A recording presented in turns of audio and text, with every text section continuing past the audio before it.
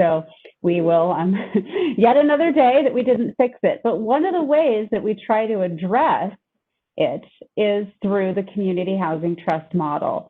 So in the community housing, fix for affordable housing, and we add a set amount of appreciation every year that provides a fair return to the home buyer, but also ensures that that unit remains affordable in the community in perpetuity.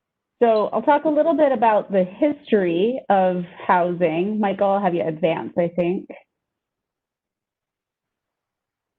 So talk a little bit about the affordability challenges we've experienced here. So housing values have gone up 75% in Bozeman since 2012.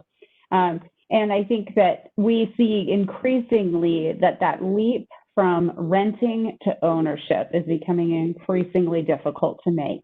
So community housing trusts are really a great way to add another rung or two to those ladders that you need to be able to get into market rate ownership. So at HRDC, we work in housing all across the housing continuum, from homelessness all the way up to non-subsidized home ownership. But you need a lot of little steps on that ladder to make that work. And CLTs are a great tool for that. So, you know, when we did our community housing needs assessment, we identified that there was a lot of need for housing along the continuum. And we also identified, you know, now we know, anecdotally, we're hearing so much from our community members about the uncertainty that COVID is introducing into our housing market. I think anecdotally, we're hearing from realtors in our area that, you know, people are buying, you know, out-of-state investors are buying houses sight unseen. People are attempting to move up. We have incredibly low interest rates, so people are trying to leverage that possibility.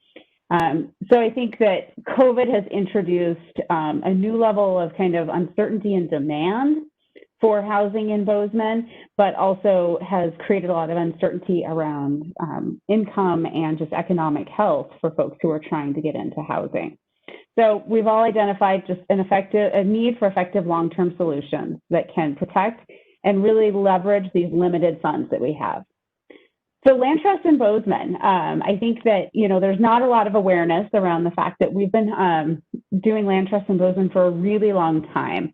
It's been a great tool. So HRDC developed the first CLT in Montana in the mid-1990s. And this was really the result of our CEO at the time was, you know, kind of tracking what was going on. And he said, wow, they're doing some really cool things in Burlington, Vermont with housing trusts. And I want to start replicating that here in Bozeman. So we developed our first one, the West Babcock Community Land Trust. That's on North 24th Street in the mid-90s. And I think that, you know, when you go by those homes today, they look just like homes developed in the mid-90s. They don't stand out in any way. And, you know, they've been able to provide a great source of housing now for a really long time in our community, and they've remained affordable. We took a long break from develop. So after we did the Bozeman Community Housing Trust, we did one in Livingston as well.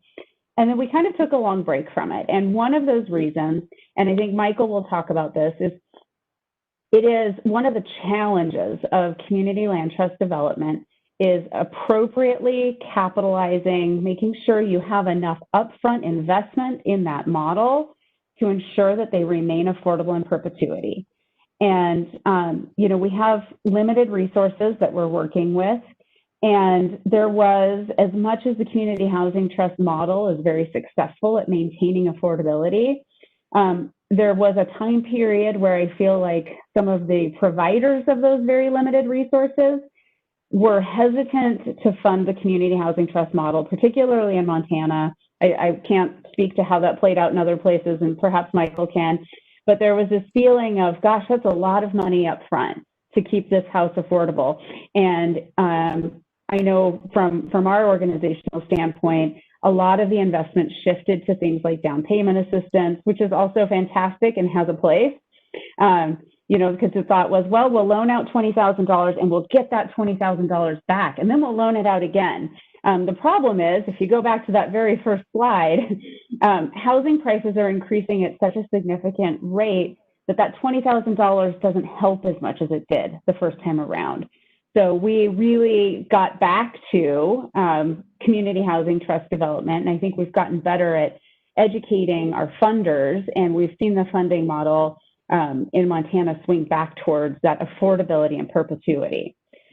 So in the last few years, we were able to reinvest in our community housing trust efforts and found a lot more interest in that. So we actually built out the last lot of our community housing trust in Bozeman and with the West Babcock Humble Homes, which was a partnership with Swimbia to identify lots where we could utilize the city's affordable housing ordinance to actually gain some efficiency. So this was a big corner lot, had big setbacks, probably was just going to have a house kind of tucked over into the corner.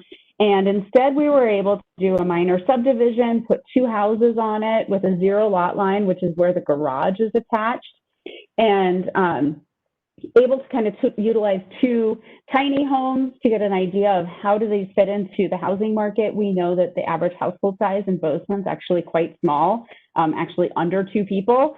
So we thought, let's try to develop something really small and see how it hits the market. The home on the left is called the box lot. That was roughly 800 square feet with 1 full bedroom in it. And then the home on the right is the tidbit. And that was about 400 square feet. And, you know, we really kind of documented those lessons learned, but these are 2 of our newest land trust homes. I'll let you advance, Michael. In addition to the land trust building in Bozeman, we are now investing, we have going on in Big Sky right now. And we just completed phase 1 of the Willow Springs townhomes. So that is 12 units. We'll be working on phase 2. Those are under construction right now. But our first 12 home buyers moved in. Again, we partnered with the city of Bozeman. But this is an example of, you know, there was a significant amount of capitalization that went into this. So the city of Bozeman provided $20,000 per unit to contribute to the long-term affordability. And HRDC utilized program revenue from a previous project to essentially pay for the land and all of the infrastructure. So what we were able to sell in this model was truly the hard cost of building, which is exactly what you're trying to capture in a land trust model. I'll let you get the next one, Michael. And then the last thing that we've been working on that I think is really an exciting way to sort of approach land trust development from a nonprofit developer's perspective, it's really risky and very expensive and very time consuming for us to always be producing new units. So that's why something like the city's inclusionary housing ordinance is fantastic, because it takes advantage of market activity. Another thing we have done is we've been working with private owners to place their homes into community housing trusts. So really kind of capturing some units within our community that maybe are more favorably priced and that might otherwise go out to the investor community and become rentals, instead finding a way to those and maintain those as part of our affordable ownership stock. So we've just been piloting this kind of scattered site concept and put our first 3 homes into that scattered site concept, and we'll be continuing work on that.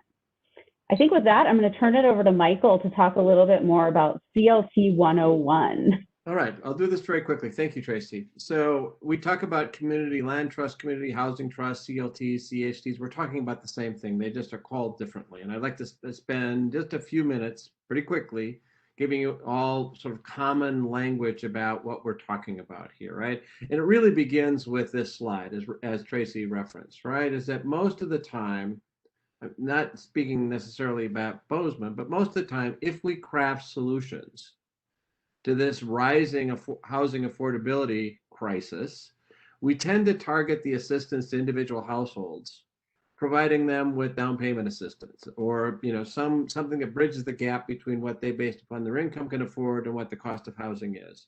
And oftentimes what ends up happening is we assume that if we help that household, that's good enough.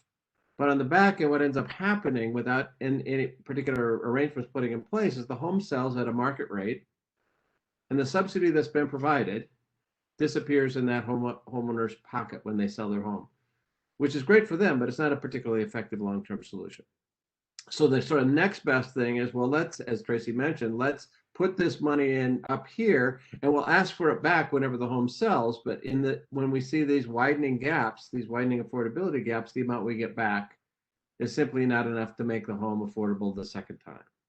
Right. And often, so in addition to there often not being long-term affordability restrictions that accompany our well-intended programs, there's often no additional assistance that accompanies that. Right. So what the Community Land Trust does is a number of things differently. It takes a very different approach to how we structure the ownership of property, when and how affordability assistance is structured and applied, and how the relationships between the entity that's providing this opportunity and the beneficiaries, how that relationship is structured, right? So typically these are community-based organizations. HRDC does many things and they've been operating a program. Others, as we'll talk about, the Headwaters Community Housing Trust is an organization that's focused solely on doing this. So they're community-based nonprofit corporations, not city governments, not state agencies, not for-profit entities. So they qualify for charitable designation under Section 501c3 of the Internal Revenue Code. And one of the hallmarks of community land trusts, particularly those that are set up very specifically to do just this as a separate entity, they have boards of directors that are broadly representative of the communities they serve, including a third of the seats are reserved to eventually be filled by the direct beneficiaries, who will have an equal say in the governance of the organization. The other categories are folks who live in the community and bring particular interests and perspectives. We can talk about it more if you'd like. Right? So one of the single most defining characteristics of community land trust, what makes it both controversial and effective, is that the community land draws a distinction between who owns the land and who owns the improvements located on that land. So at closing in a CLT transaction, subsidy is used to write down the purchase price of the home, not provided as assistance to an individual household, but the benefit is the same, but we structure it as equity that we lock into the development. We sell the home at an affordable price, and the Community Land Trust entity, which is HRDC when it operates its CLT program, or the CLT or Community Housing Trust organization, leases the land to that homeowner by means of a long-term lease. In Montana, that's 75 years. That lease is inheritable, can be passed along to heirs, and can be renewed for a second 75-year term. So it provides that homeowner with an exclusive, durable, enforceable right to use and occupy the land on which their home is located. The ground lease agreement then serves a twofold function. One is it's the legal instrument that conveys that use, that exclusive, durable, enforceable right to use and occupy the land of the homeowner. And it's also the place where the Community Land Trust, on behalf of the community it serves, including the entities that provide the affordability assistance, stipulates certain community appropriate expectations and requirements regarding the homeowner's use and occupancy of the property, as well as what happens whenever the homeowner decides to move on.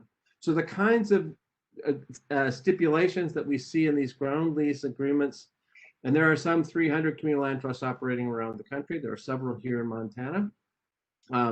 Every community land trust or housing trust gets to set the terms and conditions based upon their circumstances and their goals and the needs of the folks they buy. But pretty commonly, the kinds of restrictions we see are the kind of things that we would like to see in a healthy community, that most of our housing is owner occupied. Typically, CLTs will prevent the subletting of the home either on an interim or long-term basis because subsidies been provided, affordability assistance been provided to make this home affordable. We don't want this to end up being a VRBO property.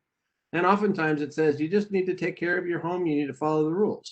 You're responsible for it, and we want you to live there. We want you to act appropriately, like we would expect any homeowner in any neighborhood.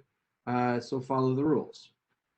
And because permanent affordability is why community land trusts are set up, there's a basic agreement that is struck from the outset that says, in exchange for providing assistance to help a household who would otherwise not be able to afford to purchase and own that home, there's a restriction on the resale of that property that's designed to allow the homeowner to keep all of their equity, but to leave the affordability that was created with the investment of local resources, to leave that affordability with the home when they sell their home. So the same opportunity is available for a future homeowner that was available to the initial home buyer household, right? So the subsidy here again, and it's important, we don't provide the assistance to the buyer. We use the subsidy that we're able to cobble together to write down the sales price to a purchase price that's affordable to the target market.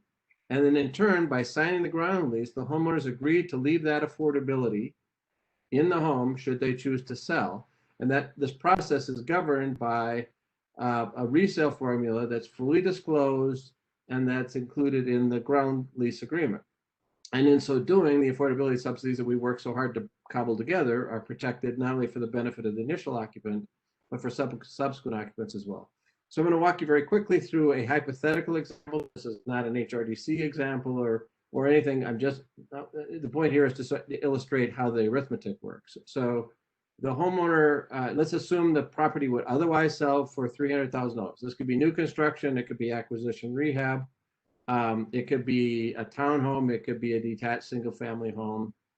For that matter, it could be a condo or a housing co-op, but let's think about this in terms of a detached single-family homes. And so in this hypothetical example, the CLT, the housing trust entity, is able to bring $80,000 of subsidy to the deal, not providing the $80,000 as a gift or a loan to the buyer, but using that to write down the purchase price to $220,000, which makes this home more affordable to somebody with a lower income.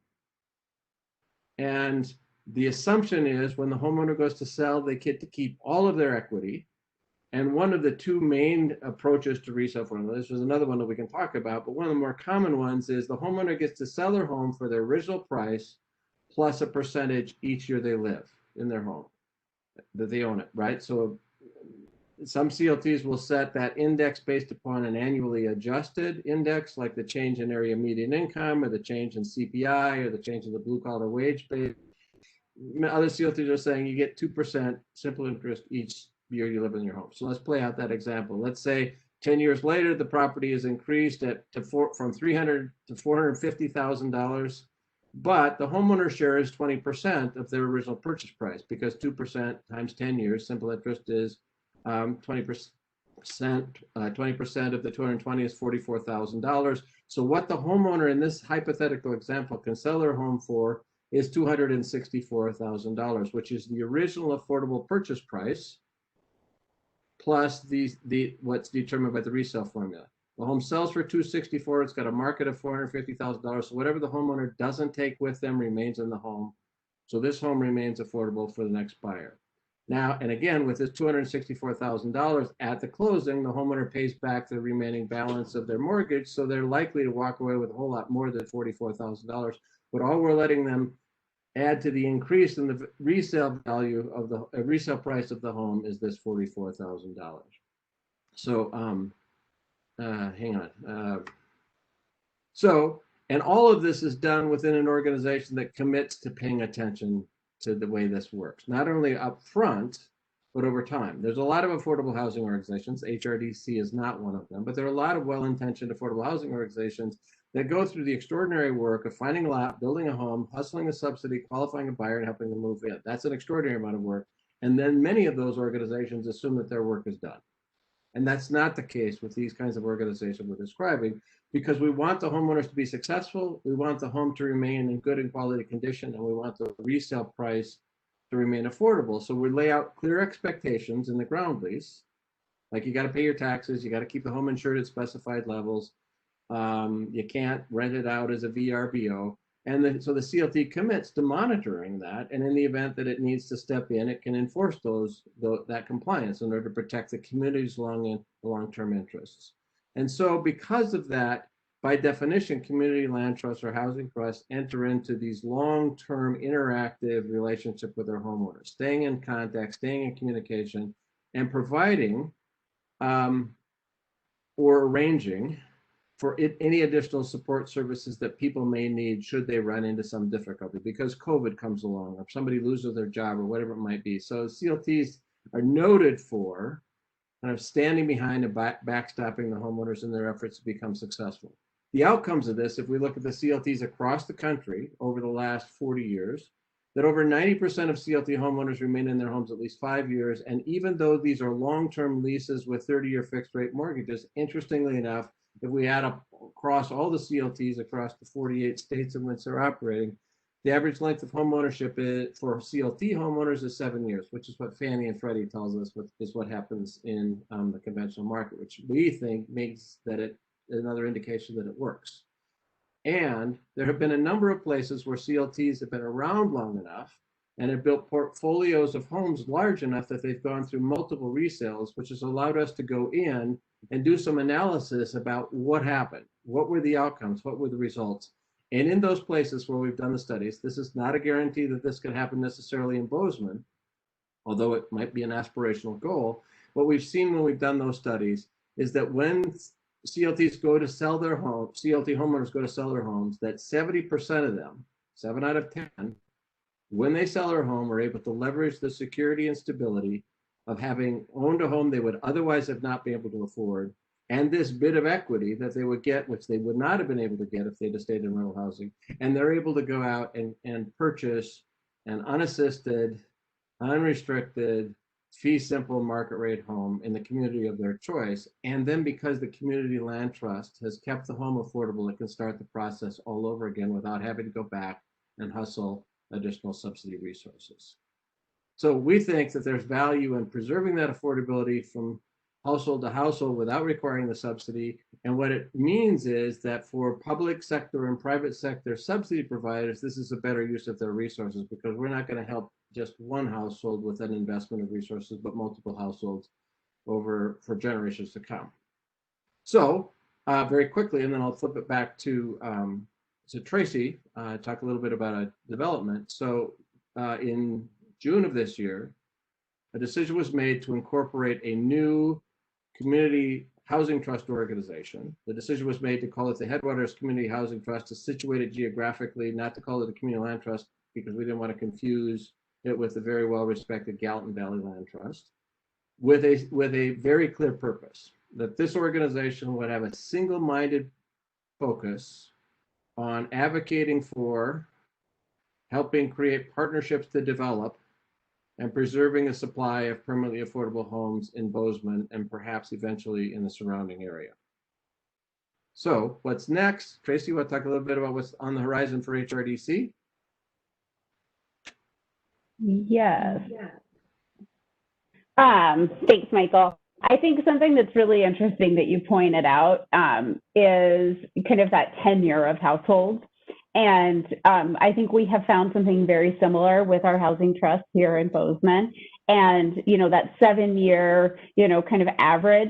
I think that it's really important to note that, people move out of community housing trust homes for the same reasons that they sell market rate homes, right? They have changes in their family. Sometimes they get married, they get divorced, they get different employment, they're moving, they have a child. And so I think that's the thing that is also, to me, very remarkable, is that, we have a lot of stability in ownership at the community housing trust, but people are moving on for the same reasons. And I think we're seeing that same success rate, that when they're choosing to move on, they're able to purchase market rate housing in the community, which is fantastic. So some of the things that we have going on, we have Willow Springs Phase 2 happening. That's under construction right now. And we're going to continue development of that scattered site program. So we'll be working with the city and how that sort of looks, and what types of incentives we can offer to people. We'll be partnering with the Headwaters Community Housing Trust. And of course, we have Bridge Review. I'm not going to do the scattered site thing twice, just once. Okay, then we have, so Bridge Review is, I hope many of you have heard about it. It's an exciting project that we've been working on for some time. I go back to this project all the way back to the recession, when the project that was planned for it was defunct, and the former mobile home park that was in that place, the 98 families that had lived kind of on that site that is now Story Mill Park and what is the future Bridger View neighborhood lost their homes as a result of development. And I think that's another really key thing I like to remind people about affordable housing. The best time to build a housing unit is, 40 years ago, but the second best time is right now. And Bridgerview is a great example of, kind of turning something that I think could have been a piece of property that, it's right on Story Mill Park. It could have demanded luxury housing, and it could have easily been developed in that way. So I think it's fantastic that, Trust for Public Land, our philanthropic partners, everybody's really pulled together to ensure that we do something to preserve housing affordability and make contributions to housing affordability in this neighborhood. So Bridgerview is 62 homes, it's a compact neighborhood, which is a little different for the city of Bozeman.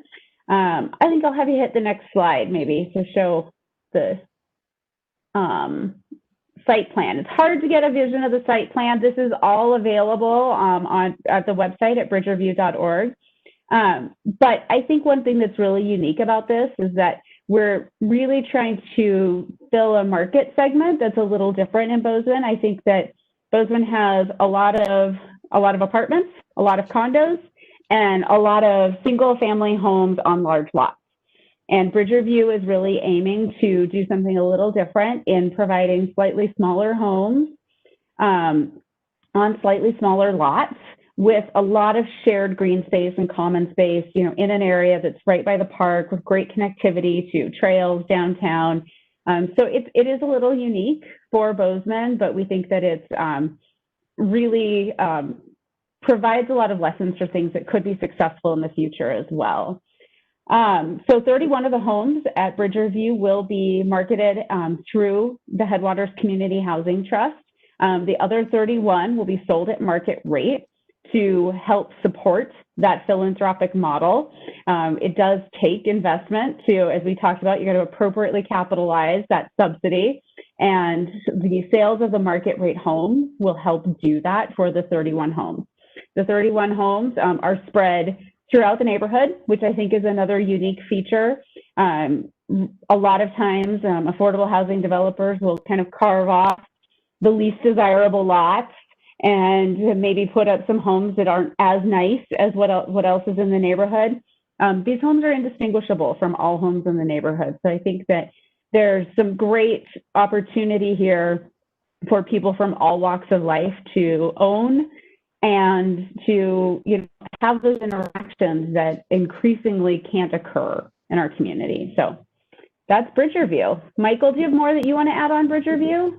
Only that the primary purpose of setting up the Community Housing Trust initially was to focus solely on these 31 homes at Bridgerview. That is not what we're going to limit ourselves to, but that's our initial priority. So why don't we stop at this point and open up to questions? And I'm going to guess that you all at the city can sort of facilitate this process. Yes? Tanya, can you? Yeah, so the first question is, if these are income restricted, what happens if a household's overall income goes above the threshold?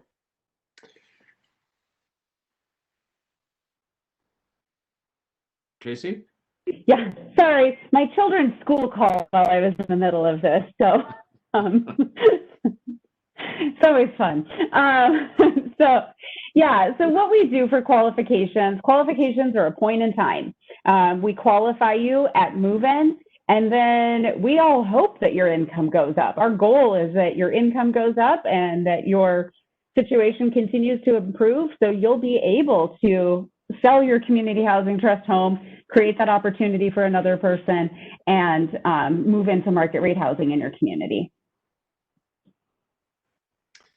And that's pretty consistent with community land trusts around the country. And in the event that somebody becomes wildly wealthy, chances are they're not going to want to live in a home that carries all of these restrictions, and they'll make a transition out effectively. We don't want to, in between, we don't want to penalize people for their success. Hey, Mike, we lost your video feed, just so you know. The next question is, would people still apply for a regular mortgage through a bank? Yes, yeah, we're going to make homes affordable. but there's still going to be a resulting mortgage, and we're going to size that mortgage targeted to households within the income range. So the 31 households that we're targeting at Bridgerview, we're referring to as missing middle, which are households with incomes above 80, which means they don't qualify for any federal or state programs, but are up to 120, which means they can't afford to buy a home without this assistance. They'll still go and get a mortgage from the bank. We will be asking the lenders to structure that loan a bit differently than they typically do, because we're not pledging the land as collateral. But there's precedent with the work that HRDC has done, and we've been doing this work across the country for a long time. And so it'll take a while to get lenders just familiar with it, but we'll be able to get these will be loans that will be originated locally by local lenders. Yes. And I would just do a quick clarification. When we say between 80 and 120 for missing middle, we mean 80 and 120% of area median income, not a dollar amount. I just want to make sure that that was clear. Between $80 and $120. You're right.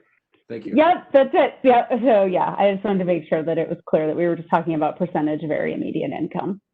Thank you.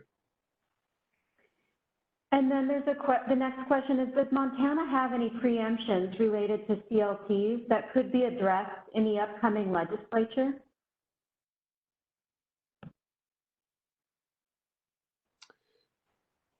We haven't experienced any difficulties with our CLT product. The only place where we really had to kind of move and hustle in the previous couple of years has been in making sure that our CLT product works with condominiums.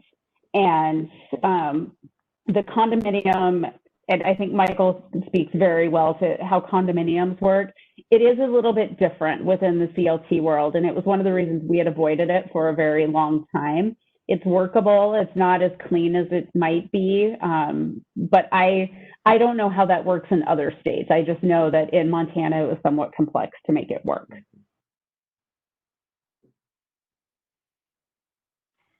And the next question is there a move to combine area CLTs, HRDC, Habitat, Headwaters, in order to gain efficiencies in administration of these land trusts? Would you like to start, Tracy? Yeah, so HRDCs, so one of the reasons that Headwaters Community Housing Trust was formed is that HRDC's properties are not in a true community housing trust. While HRDC does have a tripartite board that has equal representation from public sector, private sector, and customers, that doesn't necessarily mean that 1/3 of our customer representatives will be community land trust owners. So from that standpoint, our community land trusts are more facilitated through their HOAs and then their representation to the HOA board, but they don't actually have separate boards. That was one of the reasons that we decided that Headwaters Community Housing Trust made a lot of sense, because then you would have direct representation of community land trust owners with the board. So I think that we have talked a lot, though, about how and same with Big Sky Community Housing Trust, which actually, HRDC sort of started, and then it's nested and it's broken off as its own individual nonprofit. We still software share. So we utilize a software called Homekeeper, and we still share the licensing for that. So from an administrative standpoint, we're sharing a lot of information. But there is kind of a critical mass where it does make sense to actually have a separate entity as well. Yeah, I agree with all of that. And let me amplify it by saying part of the decision in creating a new community housing trust for Bridgerview is that all of the units are going to be either market rate or for the housing trust are going to be above 80%, which is above the priority targeting for HRDC. And so part of it was to create something that could do what would be more complicated for HRDC to do. So the second point I want to emphasize, as Tracy mentioned, is we're going to look for any possible way that we can collaborate and partner. And I've seen this in other communities, whether they're municipalities or multi-county areas where a number of CLTs are operating. often the evolution of the process is to take a look at, so what are the critical functions that really must be managed, and which of those must be managed locally, and which more cost effectively and efficiently can be managed more centrally. And I think we're too busy getting ready for bridge review at this point to have those conversations, but that's been built into the DNA of the conversations to date, is to explore those possibilities, simply for cost effectiveness, if nothing else. The next question says, please explain how the balance of a mortgage is paid off upon sale of the unit. How does this amount still allow the seller to leave with the 2% a year equity? Okay, rather than put the slide back up, let me try to explain that. So the expectation, if I paid $180,000 to purchase this home, it's got a market value of 240 or whatever it might, 300, whatever the number is. What did I just say? 180, just to pick a number. When I go to sell my home 5 years, 10 years, 30 years from now, I get to sell it for $180,000.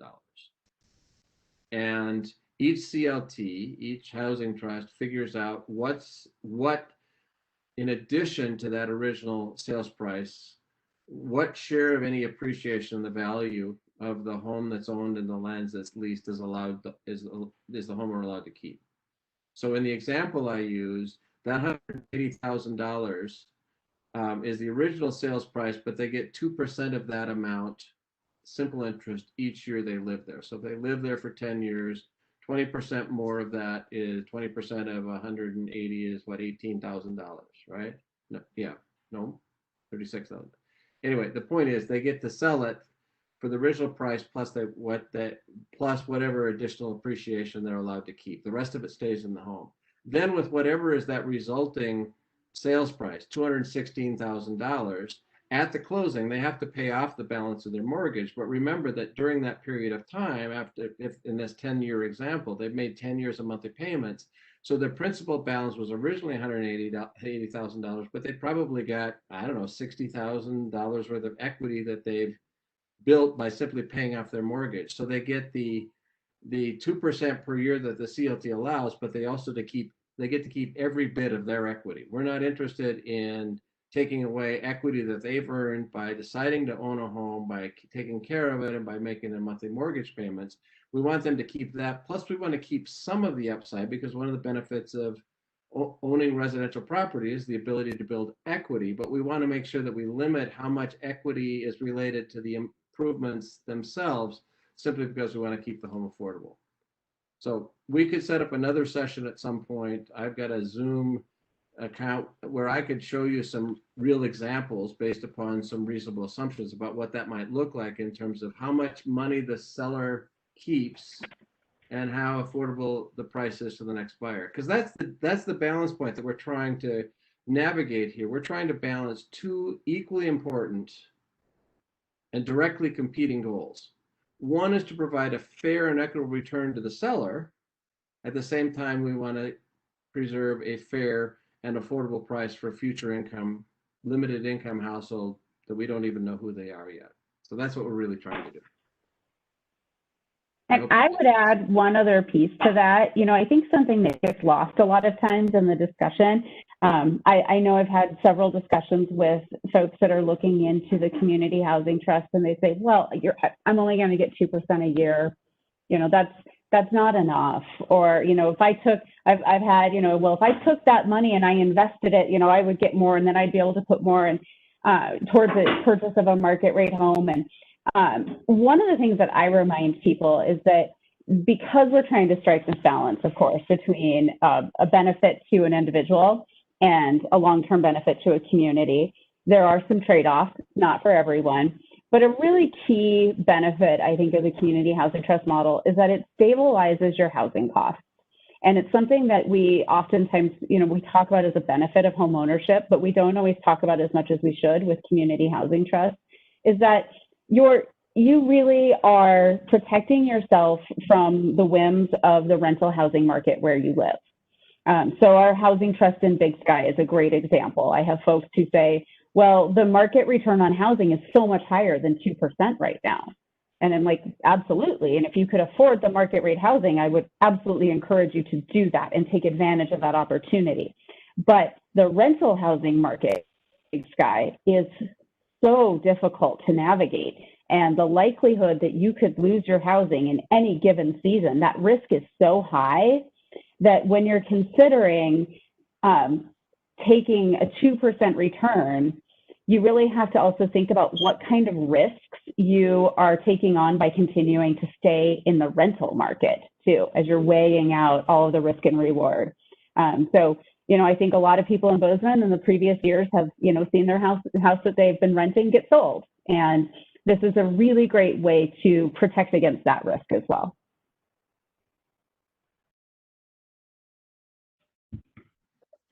The next question we have is about kind of marketing in that next sale.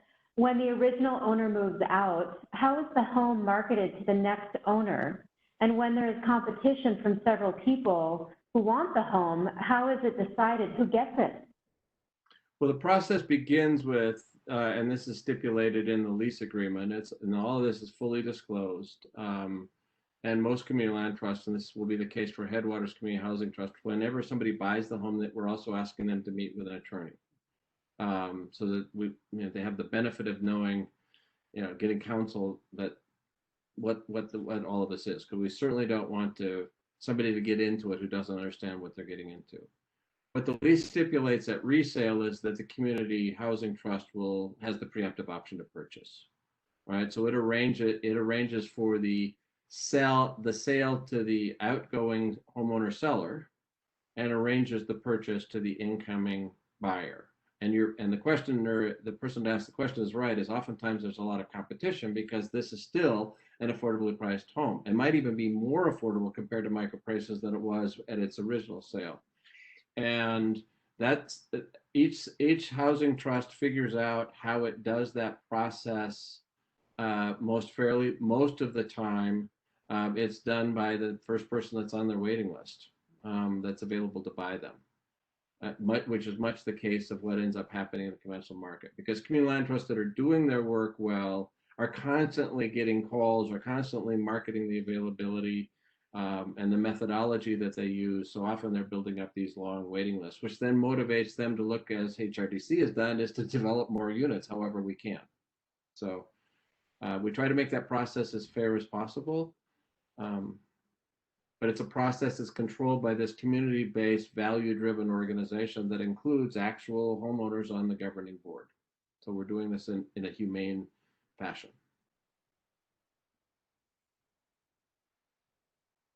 How do the builders adjust their expectations of profit, or do they? I find that, our projects, for our projects, we're bidding out, we're working in the same realm as everyone else. When we have a partner that's willing and able to provide assistance, we're always grateful for it. But I would say in all of the projects we work on and all the markets we work, we're pretty much paying prevailing prices for everything. Everyone in this market is busy enough that you have to be able to pay market. And, it's also part of participating in this, right? Like the folks that we're serving, if I tell, my contractor, well, we can't pay your people, then they can't pay their people. And then we just have more people who need housing. So, it is just part of this process, is that you've got to pay for it. And there's a related point to make there, which is actually not part of the question, but what I want to be clear about is we're also not dragging down property values, right? Because we're asking for these to be fee simple appraisals, subject to the hypothetical condition the resale restrictions are not in place, because the resale restrictions do not survive foreclosure. There's a bunch of additional information about that. But what in part of the work that we do with the appraisal community is we ask them, and they quickly agree, that when appraisers are determining the value of subject properties through the sales comparison approach, taking only the comparables, they're doing that based upon arm's length transactions. And these are not arm's length transactions. So we can show that there's a market value of this home, we're adjusting the price. So it doesn't, so we're not asking for, and we'll ask for whatever cost concessions we can get from the development community, because that's one way we can enhance the affordability. But we assume, as Tracy said, everybody's got to make a living. But we're also going to make sure that the value stays high, even though we keep the resale price affordable.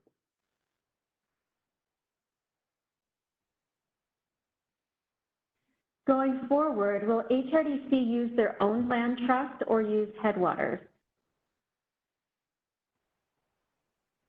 I think for the time being, we'll maintain our properties within our HRDC housing trust, but I think that it's something that, you know, we're going to continue coordinating. I'm on the board of Headwaters Community Housing Trust as well.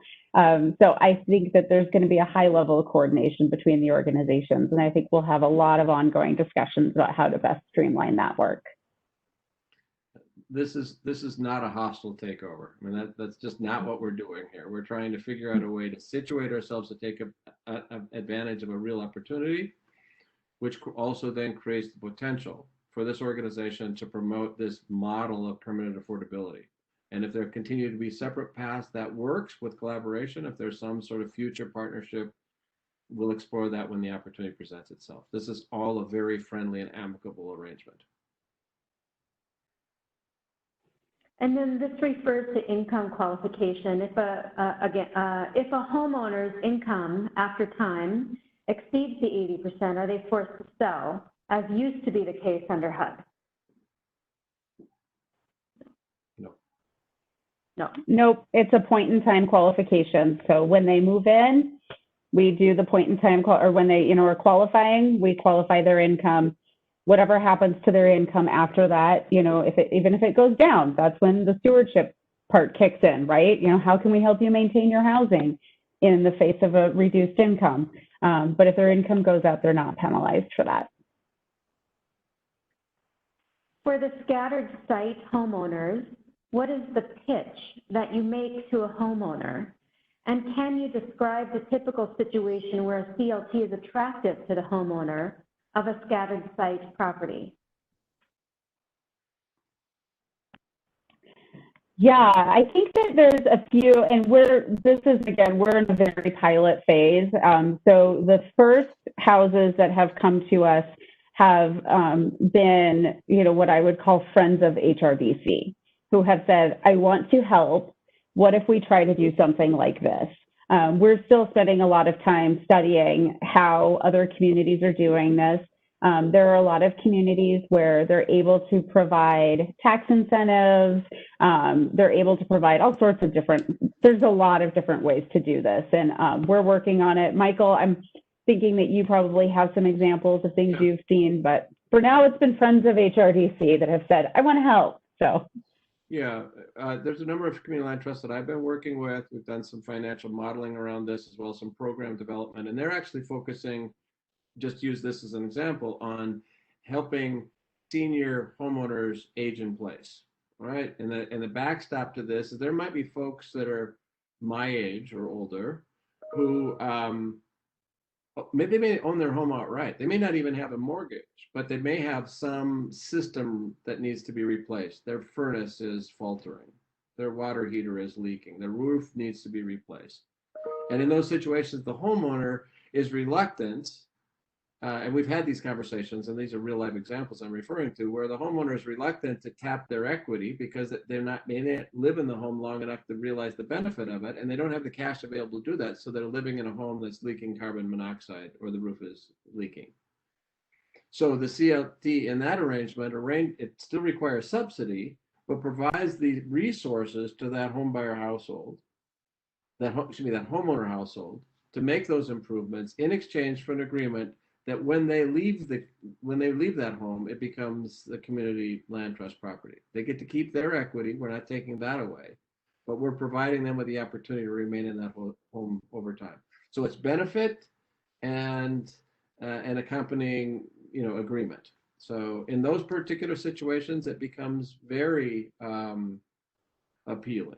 Or it could be doesn't have to be an elderly household. It could be somebody who has fallen behind in their taxes, or they lost their job and they need a bit of help, or something like that.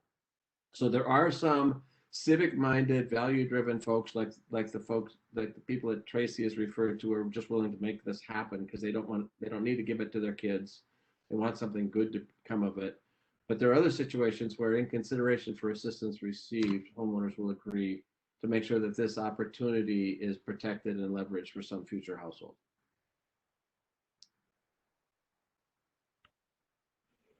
How are the expenses associated with the operation of a land trust covered? Stewardship, et cetera? There's a great question.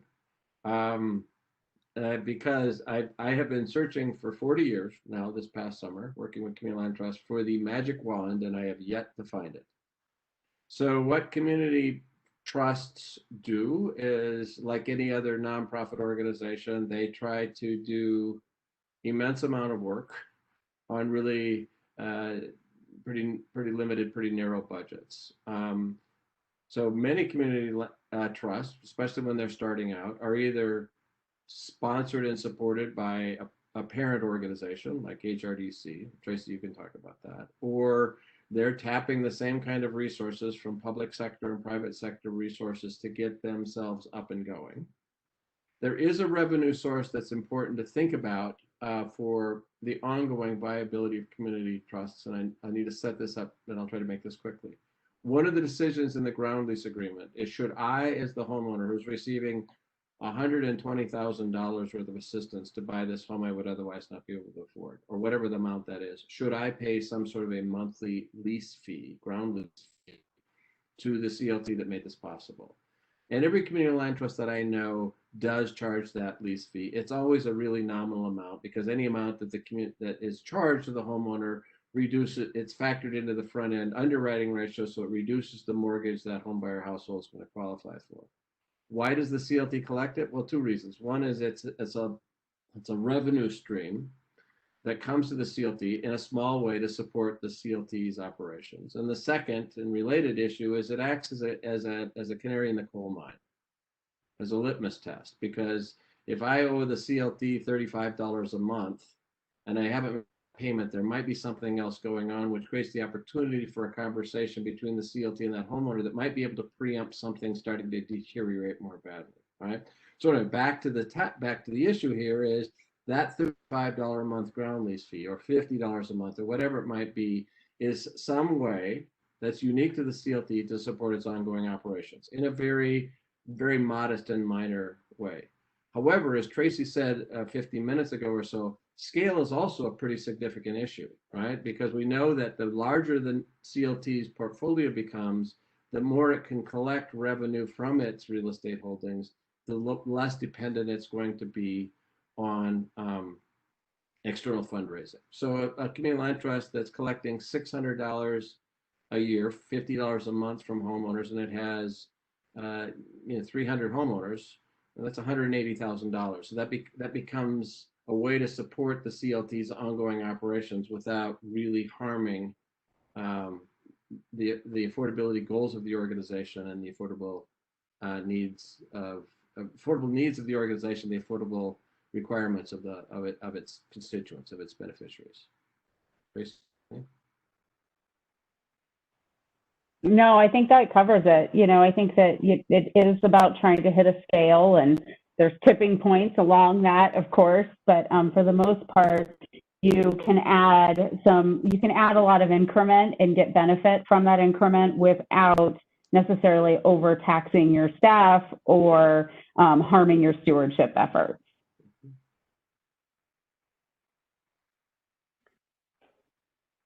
The next question is, what would it take to include homes built as a result of the Bozeman Affordable Housing Ordinance into CLT? Well, I think that's a political conversation that we need to have, right? I have the vantage point of having done this for a long time and have traveled across the country, and I understand fully how difficult it is to either incentivize affordably priced housing, I'm talking about from the city's perspective now, or to mandate it, or to incentivize it, right? To buy it, to make it affordable with resources they have, to mandate affordability, or to incentivize it, or some combination thereof.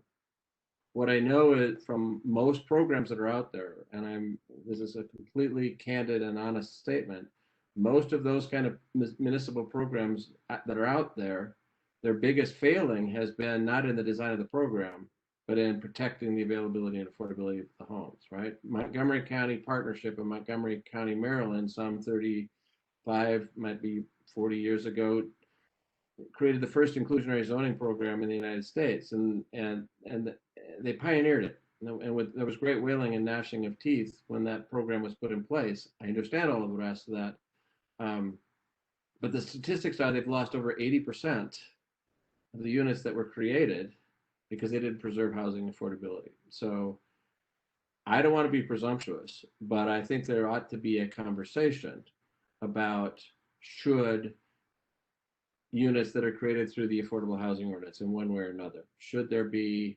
a requirement that those homes be kept affordable over the long haul, and stewardship provided to make sure that those homeowners have access to the resources that they need and don't get in trouble. And all I will put out here at this point is that the Headwaters Community Housing Trust has set itself up to be a part of those conversations and potentially to provide those services to the city, should that be the political decision that's made.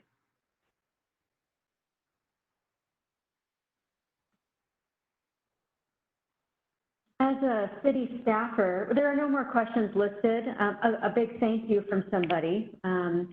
But as a city staffer, I'd like to ask the question about stewardship, monitoring, enforcement, counseling, attending to the homeowners, the community asset that is the property, and then also the subsidy. I'm wondering if you can talk about what that capacity looks like in other organizations.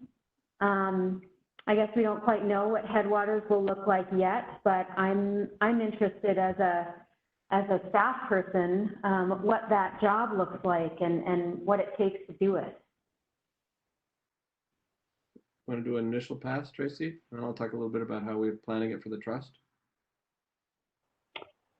Yeah, so I think a lot of the stewardship, and we've been very fortunate. I think that, early on with, again, I said we've had the opportunity to learn a lot of lessons in the development of our land trust. And, I think with our early land trust, we also realized, so I'll give you an example. For our Livingston land trust, because the city of Livingston donated the land, we committed that we wouldn't charge a ground lease fee. Well, there goes your revenue stream, right? And even though it's not a significant revenue stream, now you're trying to steward this project without any support. And so, that we look back and we're like, well, there was a mistake, right? And so we've had the opportunity to kind of figure out what is an appropriate fee. You'll see that, West Babcock, we were at $30 a month probably forever. And in our newer land trust, we are at 50. And we've spent a lot of time in the previous years really working with Grounded Solutions, a network that Michael's worked with a lot in developing a lot of our stewardship programming, but also working on all of those other pieces that Michael addressed, talking about what does your resale formula look like? We were, when these started in the 90s, a lot of people loved this appraisal-based resale formula. We all thought that was like the right way to do it. Well, turns out the appraisal-based resale formula requires a lot of recapitalization. And so we learned that lesson. So where we are as far as stewardship now, I think that we were really lucky within the last 2 years. We brought on a staff person who had some very significant land trust experience from Mountain Lands Community Land Trust in Utah, Park City, Utah. So I'm talking about Brian. Brian Geyer joined our staff, and he really helped develop a lot of our stewardship, which I think had sort of been sitting on the wayside. And I think that he really helped develop, a lot better, how are we communicating with folks? How are we monitoring their payments? How are we making sure that if they get into trouble? Those were things that had previously sort of lived in our home ownership center. So I think we have a much more robust stewardship system now. And we've also, with Willow Springs and Meadowview, we've been very fortunate in that both of those projects have homeowners associations that we can sort of activate as the CLT organizational structure. So we've been working pretty diligently with our property managers in those to make sure that we have good coordination with the CLT. So that's kind of where we've been with stewardship. But yeah, I think that we've increased it. It's a lot more robust than it used to be. I think something that for me was an interesting finding was that West Babcock, with kind of minimal stewardship, sort of did okay. We didn't have any big things fall out of the program, but I think that we missed the opportunity for some of the community building that is also part of that CLT. All I will add to that is in the work that I do with startup community land trusts, including what we've done here. I work for Burlington Associates in community development. Our website's burlingtonassociates.com. We're the go-to technical assistance providers for community land trusts. I don't mean to sound immodest there. That's just kind of the reality. And so from that vantage point, I've spent the last 25 years traveling, working with community land trusts around the country. And 25, 30 years ago, when somebody asked for assistance, we'd help them start. And what we learned pretty quickly is we're not going to start first. What we're going to do first is think through, so what's the business model? Who are you serving? How much subsidy is needed? How much subsidy is likely to be available? What's the likely pace and scale of these operations from its outset, say over the first 5 years? What's the capacity that's needed? Is it a new organization or existing organization? What's the level of staffing? What are the key partnerships that need to be forged and maintained? What's the staffing that needs to be dedicated to these stewardship tasks? Because it's not easy to manage these, as Tracy's mentioning, without money or doing it voluntarily. And what does that look like? And what's the operating budget projections, and where does the money come from? And in that business planning process, as I did here with Headwaters Community Housing Trust, I make an assumption. And that assumption is honed from doing this a lot of times, as well as being in touch with a lot of community land trusts around the country. And so I think of stewardship falling into a couple of major categories. One is monitoring the agreements that are signed, making sure that people are paying their taxes, they're keeping their homes insured, that they're not renting it out, that they're complying with city codes, that there's not a junk car that's parked in front of their home because that's a violation of code, whatever that might be. So part of it's monitoring and also stepping in when somebody's not following the rules. As Tracy said, doesn't happen very often, but we have to have capacity that's in place to do that. And part of that comes from making sure that we're educating people well and making sure they've got access to resources, which is the second part. Is that's just not running their lives, but standing behind them, providing ongoing support and assistance on an as-needed basis. That's step 2 of stewardship. And step 3 is managing the transfer when people move on and then starting the process all over again. And the rule of thumb that I use in operating budgets for CLTs around the country, including the Headwaters Community Housing Trust, is for every 75 homes and homeowner households in our portfolio, we need one full-time person focused just on that, just on doing those tasks that are there. And if it's half that number, then we need a half-time staff person. But even if it's just 3 or 4, we still are probably going to need a half-time staff person. We need to dedicate the resources to do this. And I mean no disrespect, but our experience has been is that's not an easy thing for city staff to take on because they have so many other responsibilities. So that's the value of having organizations that are focused on providing those services and resources, so it doesn't have to be done by people that are not interested or not available or simply don't have the bandwidth to take on.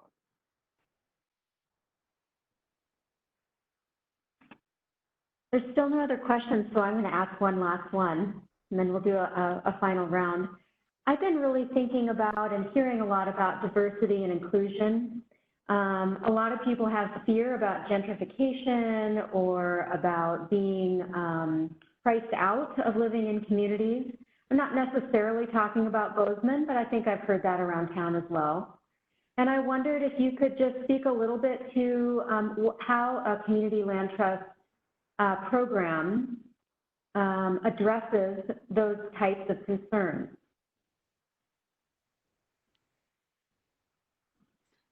Well, I think it's a very important question, and I think the answers in some respects sound sort of pat, and I don't mean them to be that way, but I have two grown children that live in this town with families, and without going into the details, one can probably afford to buy a home in Bozeman, and the other, based upon her income, will not, right? Without assistance. And so part of the way that Community Land Trust can do this is advocate for and build the strong case that if we're going to invest the resources, we're going to make sure that we're going to help multiple households over time. So part of what we do is we have to do things differently. We can build smaller, we can be more compact, we can do a number of things, but we're going to have to put resources available to make housing affordable to people who otherwise can't afford to live here. I was part, in a small way, of the housing needs assessment and housing action plan process. And we all know this information, but Bozeman is rapidly becoming a community. This is not a blaming statement. We're rapidly becoming a community that where people working jobs, real jobs, can't afford to be here, right? And there's a whole spectrum, as Tracy mentioned, at HRDC. But the slice that we're trying to take a look at with the Headwaters Housing Trust, that are people that are working beneficial jobs in this community, that are contributing members of society, ought to be able to afford to live in this home. And our experience with community land trusts around the country is, if the price is right and the quality of the housing makes sense, there's a deluge of interest in community land trusts. So part of that we're doing, and then the other part is that once we make that home affordable, we're going to prevent the eventual displacement of the households that are living there, not only at this point in time, but subsequent households that move in. So it's a non-market alternative to address market challenges. That's what we're really trying to do here. And I think you can see we did get another question that came in about Headwaters. How is Headwaters Community Housing Trust staffed? Is there a volunteer board of directors? How does it work financially to pay living wages to a staff, yet generate funds to assist individuals purchasing the home?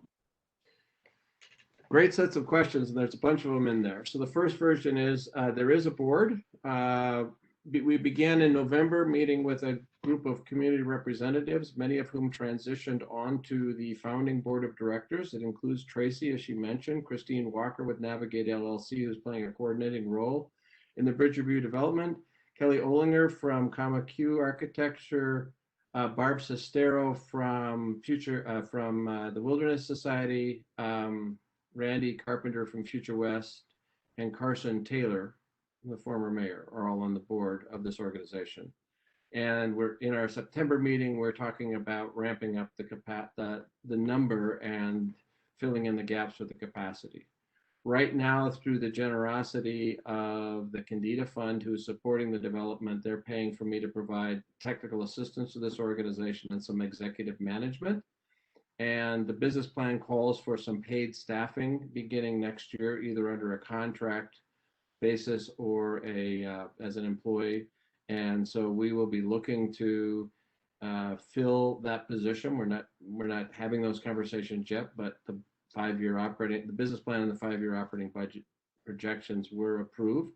We're going to be heavily reliant upon philanthropic giving, like any other nonprofit. When we get started, we're looking to build our scale and create partnerships so that we can reduce that dependency on public sector and private sector operating funding as quickly as we can. I'd be happy to have a further conversation about kind of the details of that, but that's kind of where we're at this point.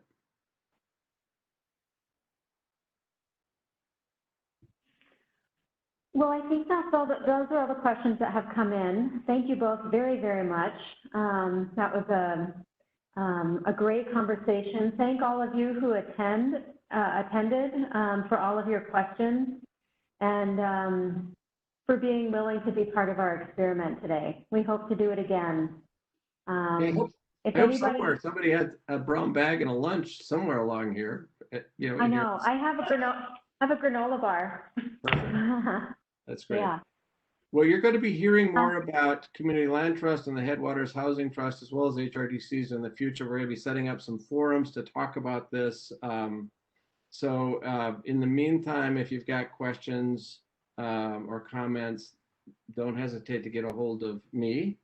In the meantime, we're going to make sure we create opportunities for this kind of conversation going forward. I want to thank the city for allowing us to do this today. Thank you, Tanya. You're welcome. Yes, thank you. And I have to sign off. The school's calling again. Thanks. Okay. Okay. Bye, everybody. Have a Stay good safe. afternoon. See you all. Bye. Bye-bye. Take care.